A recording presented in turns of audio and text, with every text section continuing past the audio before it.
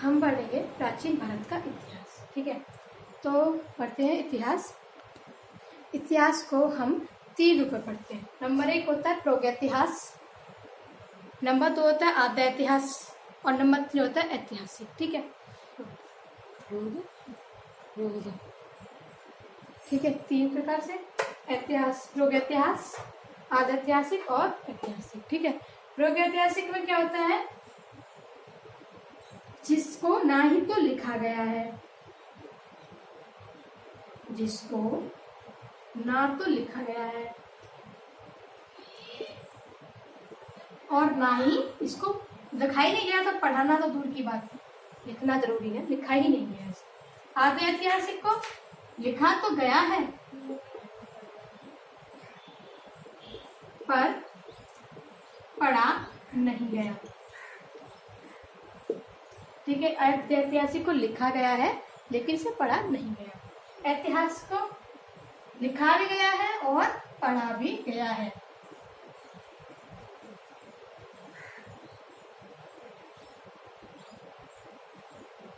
ठीक है, इतिहास को लिखा भी गया है, पढ़ा भी गया। लेकिन जैसे कि अब देखो, कोई भी ऐतिहासिक घटना होती है उनमें बुकों में लिख देते हैं और आगे की जनरेशन उन्हें अच्छी तरीके से पढ़ भी सकती है। ऐतिहासिक को क्या हुआ कि इनको लिखा गया लेकिन को पढ़ा नहीं गया, क्योंकि इनकी अभी तक हैंडराइटिंग को हम समझ नहीं पाए हैं।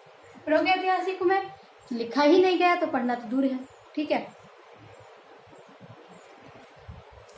अब जो हमको कुछ मतलब ऐसे वो लिखित रूप में कुछ हमें अवशेष मिले हैं या कुछ भी चीजें मिली हुई हैं उसके बारे में, तो हम उसको साहित्यिक स्रोत और पुरातात्विक स्रोत, ये 2 रूप में आके पढ़ते हैं। साहित्यिक स्रोत और पुरातात्विक स्रोत।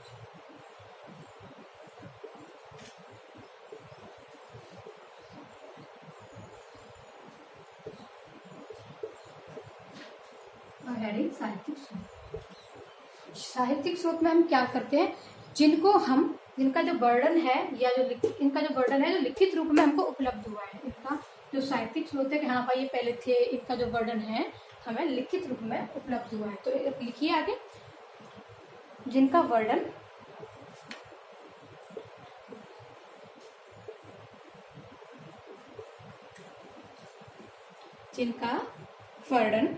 साहित्य या लिखित रूप से उपलब्ध है।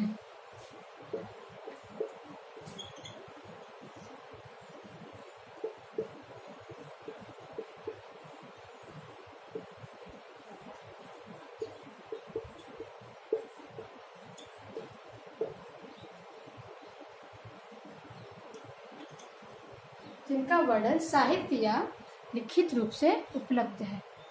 ठीक है, ये हो गया हमारा साहित्य। अब नंबर 2 हेडिंग डालो, पुरातात्विक स्रोत।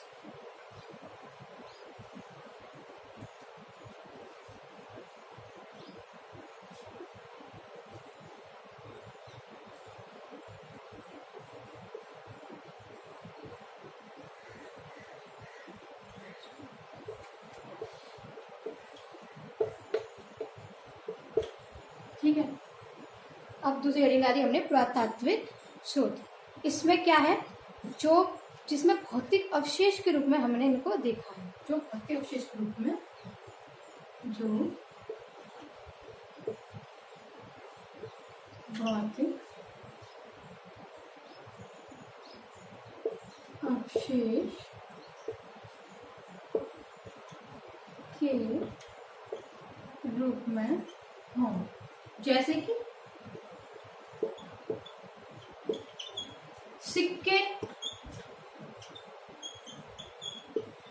सिक्के मिले हुए ना भौतिक रूप में, पता है ना कि किस तरीके से सिक्के मिले, है ना। भवन यानी कुछ घर के बने हुए टुकड़े या भवन के बने हुए कुछ पार्ट्स ही मिले हैं, और मंदिर उसके सिर्फ अवशेष मिले हैं कि हाँ कि मंदिर पहले जमाने में था नहीं था, इस तरीके से इसके अवशेष मिले हैं। ठीक है, अब पुरातात्विक स्रोत में अभिलेख है ना, उनके अभिलेख देखते हैं।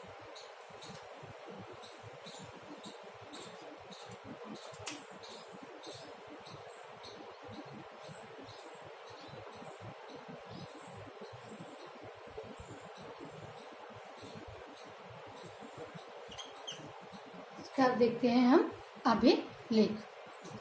जो अभिलेख का अध्ययन हम जिसमें करते हैं हम उसको एपिग्राफी कहेंगे। ठीक है, तो इसके अध्ययन को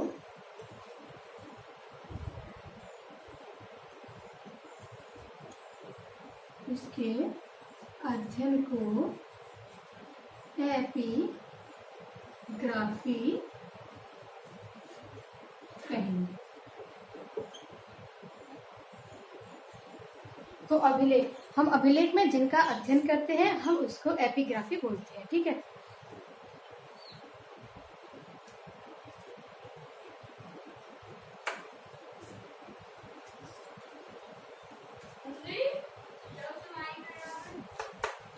अभिलेख के अध्ययन को हम एपिग्राफी कहते हैं। प्राचीन भारत का जो अधिकांश अभिलेख है उसे पाषाण शिलाओं, पहले देखिए, प्राचीन भारत का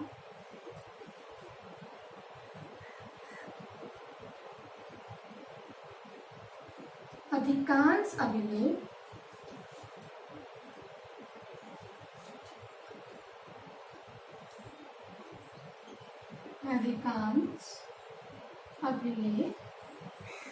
ठीक है, प्राचीन भारत का अधिकांश अभिलेख पाषाण शिलाओं, स्तंभों, पाषाण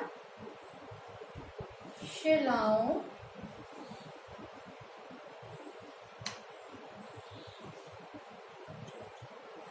स्तंभों, ठीक है, प्राचीन भारत का अधिकांश अभिलेख है वह पाषाण, ठीक है, शिलाओं, ठीक है, अभिलेखों, ताम्र पत्रों, दीवारों, ताम्र पत्रों,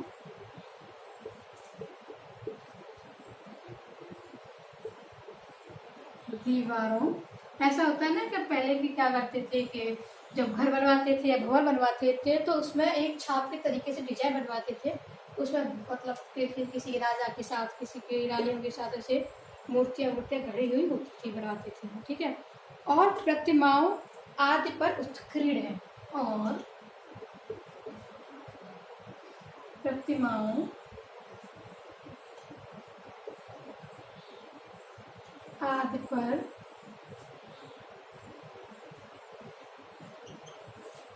उत्कीर्ण है। ठीक है, तो प्राचीन भारत का जो अधिकांश अभिलेख पाषाण शिलाओं, स्तंभों, ताम्रपत्रों, दीवारों और प्रतिमाओं आदि पर उत्कीर्ण है। ठीक है, सबसे प्राचीन अभिलेख देख रहे हैं तो वह मध्य एशिया के बोगाज-कोई से प्राप्त है। ठीक है, सबसे अगर प्राचीन हमें अभिलेख पूछे तो सबसे प्राचीन अभिलेख कहाँ है, सबसे प्राचीन जो अभिलेख है वो कहाँ मिले हुए हैं, तो सबसे प्राचीन जो अभिलेख है वह हमको मध्य एशिया के बोगाज-कोई में मिले हैं। ठीक है, सबसे प्राचीन कहाँ मिले हमें, मध्य एशिया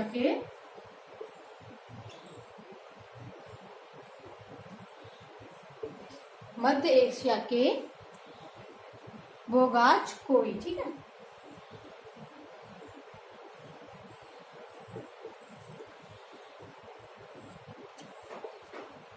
सबसे बोगाज-कोई में सबसे पुराने या सबसे बोगाज-कोई में सबसे प्राचीन अभिलेख, पुराने अभिलेख मिले हैं।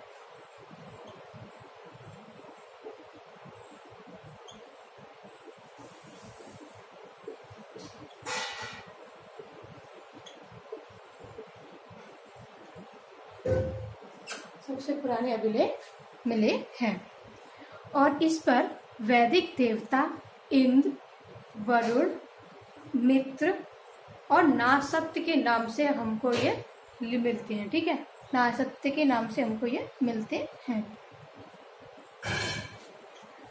इस पर वैदिक देवता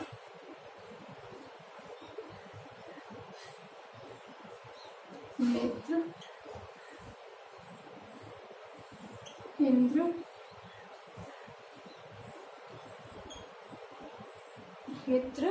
इंद्र, वरुण और नासत्य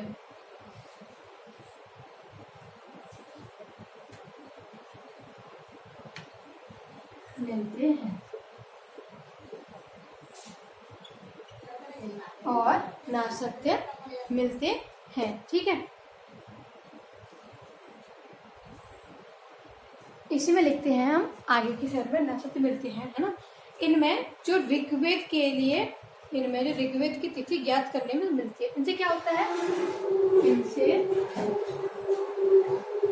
ऋग्वेद की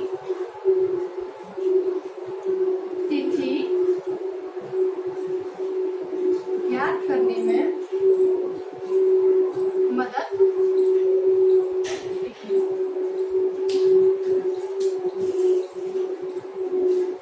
ऋग्वेद की तिथि ज्ञात करने में मदद मिलती है।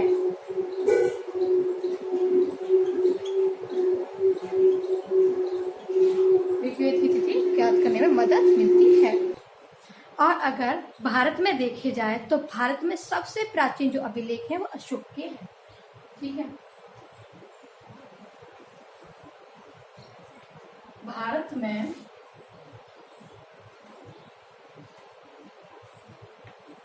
सबसे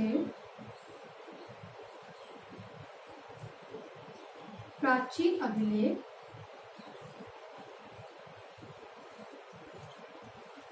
किसके मिलते हैं, सबसे प्राचीन जो अभिलेख हैं वह अशोक के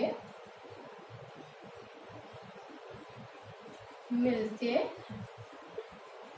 ठीक है, सबसे प्राचीन अभिलेख हमें किसके मिलते हैं भारत में, अशोक के मिलते हैं, जो 300 के पूर्व लगभग, जो 300 के पूर्व, जो 300 के पूर्व लगभग है। ठीक है, जो कितने साल पुराने हैं, वो 300 के लगभग की मतलब इनके अभिलेख पाए गए हुए हैं। ठीक है, डी आर भंडारकर एक बहुत ही बड़े विद्वान हैं। ठीक है, जिन्होंने बताया है, एक minute, D R Bhandarkar, D R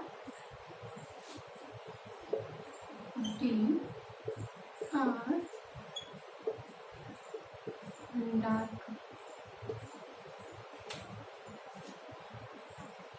ठीक है, डी आर भंडारकर नामक विद्वान ने केवल अभिलेखों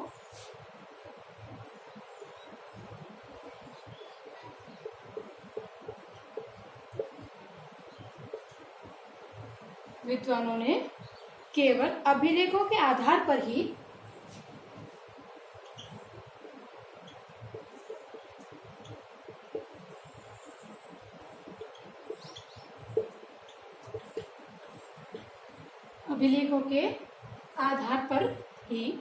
जो उनके अशोक के जो वो है ना, अशोक का जो इतिहास है उसका सफल, मतलब इन्होंने इतिहास लिखा है, अशोक का इतिहास अभिलेखों के आधार पर ही अशोक का इतिहास,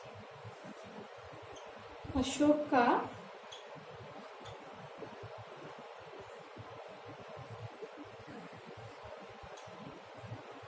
का इतिहास लिखने में सफल प्रयास किया है।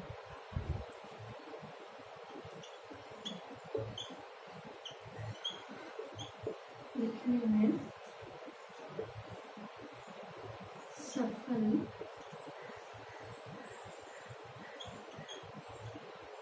प्रयास किया है। ठीक है, कौन ने, डी आर भंडारकर ने। ठीक, किसने, डी आर भंडारकर ने। ठीक है, और अशोक के कौन कौन से अभिलेख हैं, तो अशोक के जो अभिलेख हैं, ब्राह्मी, खरोष्टी, यूनानी तथा अरमाई लिपियों, एक मिनट,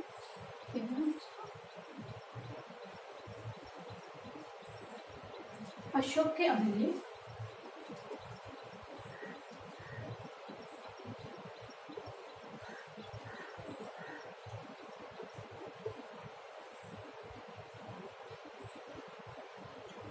ठीक है, अशोक के अभिलेख ब्राह्मी, खरोष्टी,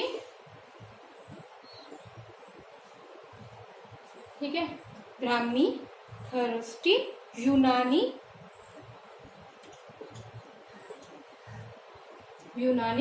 तथा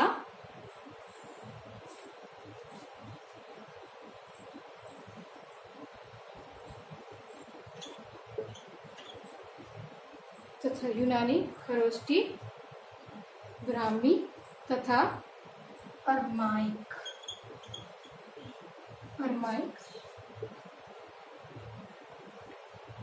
अरमाइक अभी लिपियों में मिले हैं। लिपियों में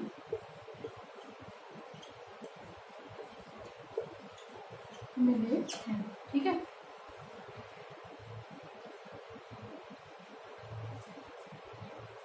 सबसे पहले,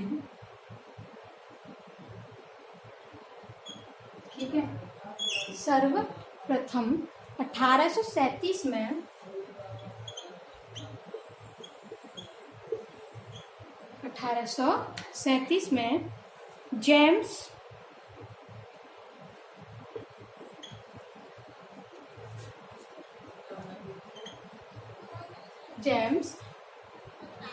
प्रिंसेप, ठीक है, सबसे पहले 1837 में जेम्स प्रिंसेप ने ब्राह्मी लिपि में लिखित अशोक ब्राह्मी लिपि में लिखित, जो ब्राह्मी लिपि में लिखित जो अशोक के अभिलेख थे, अशोक के अभिलेख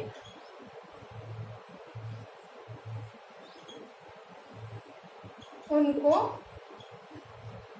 पढ़ा था।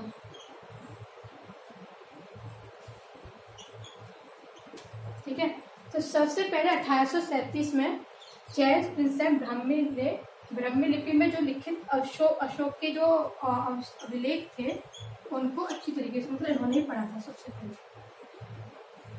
ठीक है, यहाँ तक कोई दिक्कत? फिर अशोक के बाद जो लिखित जिनके अभिलेख की जो परंपरा है वह कायम रही। एक मिनट,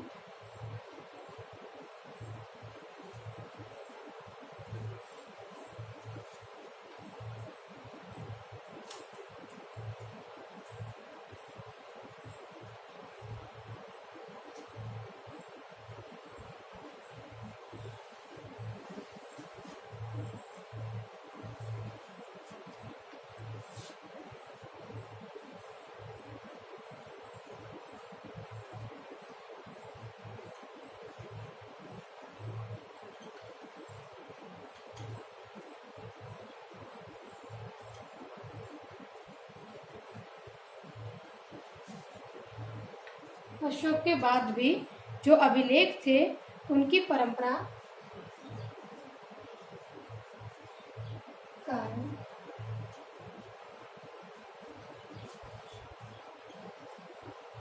ठीक है, अब आगे चलते हैं। वर्तमान में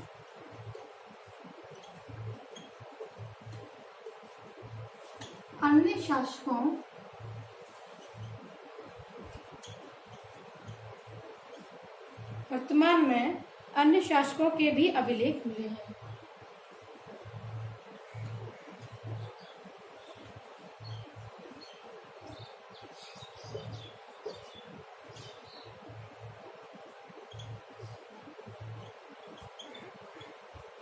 ठीक है, अशोक के बाद भी अभिलेखों की जो परंपरा थी चलती रही, इसलिए तो अन्य शासकों के हमको अभिलेख और भी मिले हुए हैं, जिनमें से कई तो शासकों ने स्वयं, जिनमें से कई तो शासकों ने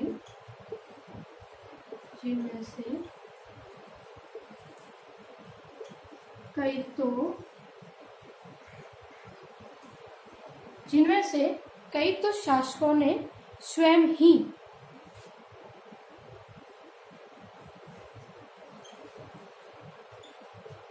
जिसमें से कई तो जो शासक थे उन्होंने स्वयं ही अभिलेख थे उनको उत्कीर्ण करवाया था। उत्कीर्ण करवाया। ठीक है, जिनमें से कई तो जो शासक थे उनको खुद ही उन्होंने उत्कीर्ण करवाया, जबकि कई अन्य अभिलेख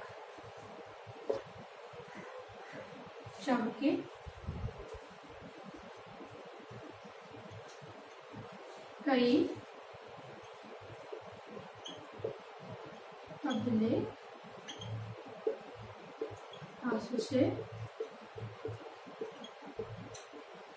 मिलते हैं। ठीक है, पहले जो आंसू से मिलते हैं, जो मिलते हैं, जो कि कवियों के द्वारा,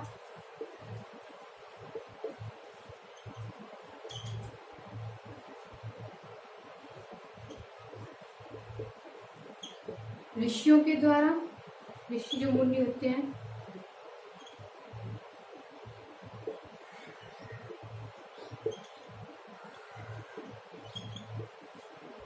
लेकिन ऋषियों के द्वारा, कवियों के द्वारा, ठीक है, जो कि ऋषियों के द्वारा, कवियों के द्वारा और मंत्रियों के द्वारा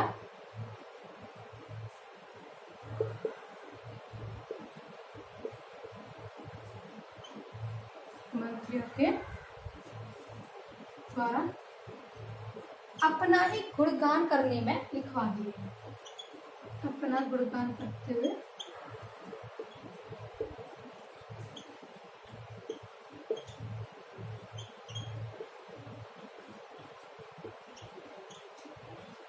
लिखवा